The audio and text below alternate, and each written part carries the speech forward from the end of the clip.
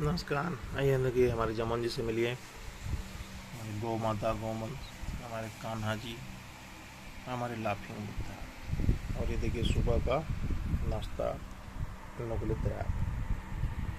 ये घर का अपना बगीचे का अपना आम है, लंगड़ा आम।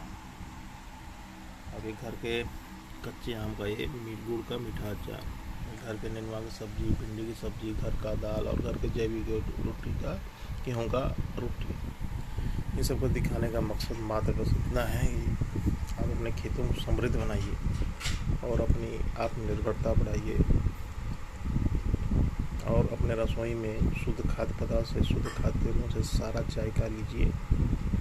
पूरा रसोई में ही आपको भारतीय व्यंजन से लेके पाश्चात्य व्यंजन सब बन जाएंगे। स्वाद भी मिलेगा, स्वास्थ्य भी मिलेगा और जीवन का माध्यम मस्ती लेते हुए अपने इष्ट को भोग लगाते हुए, अपने लोगों को खिलाते हुए, अपने खाते हुए अपने परम वैभव शिखर पहुँचते रहें। यही प्रज्ञान सुनी मार्गदर्शन है। धन्यवाद।